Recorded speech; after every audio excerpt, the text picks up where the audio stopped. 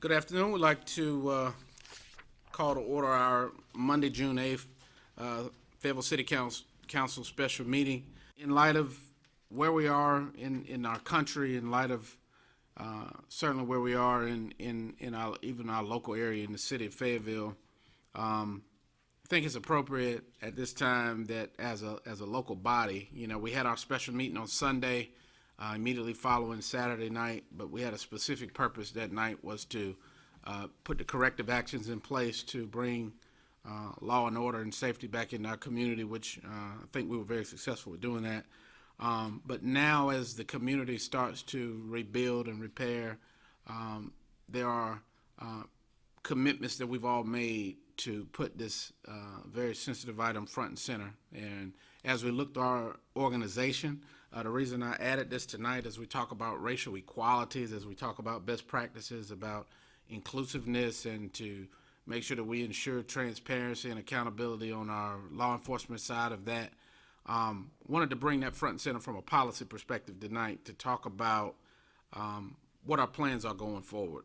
Just kind of to have input. It really didn't have an agenda item with an attachment. This was kind of wanting to hear from the policy board and us to start a discussion about steps going forward. We won't solve the problem tonight, so let's maybe articulate our points, but not try to debate it if it becomes a debate, but just to maybe let's lay out a roadmap that we can explain to the citizens about what the next steps are. Councilmember Waddell, I think the manager indicated you had a question or comment. Is she Thank you, Mr. Mayor. Oh, okay. Can you hear me? Yes, ma'am. Okay, so I would like to recommend that we as a body engage our Human Relations Commission, and that we also engage our Millennial Advisory Commission, and that we begin to host for at least the next 3 months monthly meetings in our community where we allow very specific conversations to take place regarding race, equality, equity, and how those things are being portrayed or played out within our community. And then I would recommend that we move to having these meetings at least quarterly, and that we have them with an objective in mind, that it not always be, we need to start off just listening. Maybe the first 3 meetings, or the first meeting in particular, be a listening session where we are hearing the concerns of our community and our citizens, and not just the Black citizens where race and equity are concerned, but all of our citizens. And that we are then coming back together and we are having genuine conversations about what some solutions are to address the topics that are being brought to us. I think that a lot of people right now have not been heard. And even as I'm listening to some of the comments that are coming in from the community, there's a lot of rebuttal going on, but there's not a lot of listening. And I think that we need to utilize, the agencies that we have set in place. Our Human Relations Commission has been excellent when it comes to facilitating these types of conversations. And I think that we should engage them right now. And the reason I say our millennials is because we see there's a very youthful demographic that's coming out to be heard, and they need to be heard. And if we can engage our millennials through that commission to be able to help us facilitate those conversations, I think we can get some really good information. And once we begin to get that information and catalog those questions, then we can come back to the table. And I would recommend that as we engage those 2 organizations, that we, each of us, be present at those meetings, because we not only need to demonstrate that we are supporting our community, but that we are hearing them too, and that it doesn't have to be secondhand information that we're on the scene to be able to hear. So those are my preliminary recommendations as far as how we may be able to move forward. Thank you. I think those are good points, great points. Councilman Dawkins. Thank you, Mr. Mayor.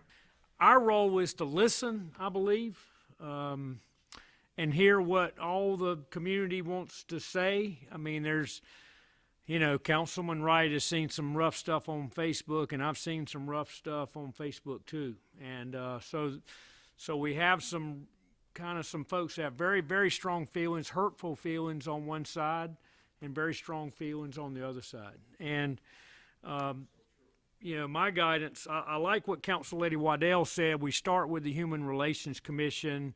I like the idea about getting the millennials involved. Council Lady Ingram, I think, is the liaison to them. There's a lot of them that have a lot to say. We need to listen. Councilwoman Ingram, did you have anything you'd like to add?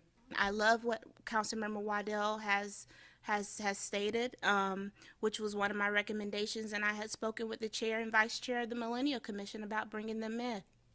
So council, just before we move on, to add my perspective, I think that we're at a pivotal time that the decisions made by the 10 of us will impact 200 plus thousand. See what that number is after the census, but 200,000 people will be impacted by the decisions that 10 people make concerning this issue.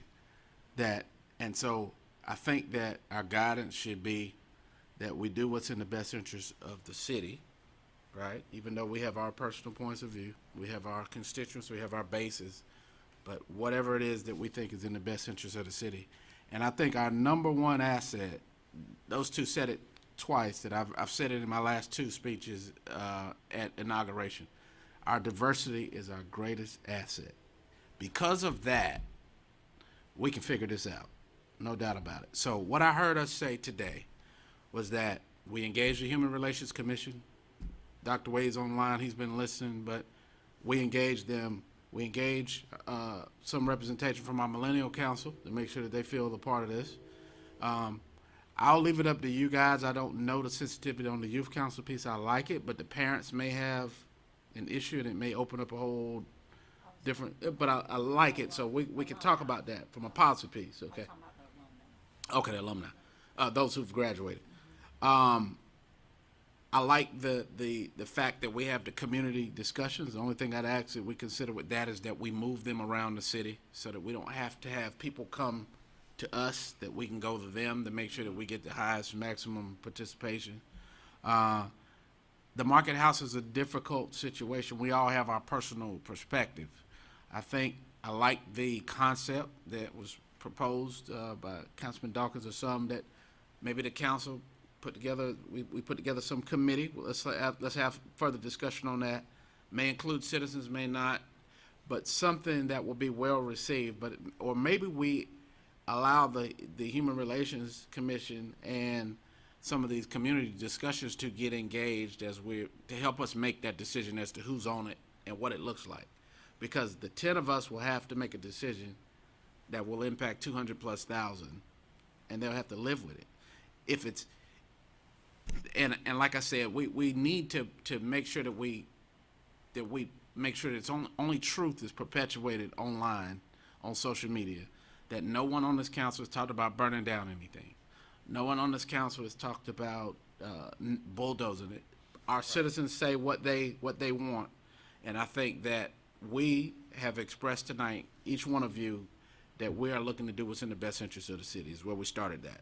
And also I'd like to add for your consideration, a number of cities have engaged an outside racial equity consultant that comes in and helps us through the challenge. There are people who are in this space that helps us figure this out. This is tough work, but I think we can do it. So those are the things that I think I've captured everything that everyone has added to that. Citizens, we're on it. We're asking for some patience. We're asking for your input, and we're asking for your prayers for wisdom as we work through this.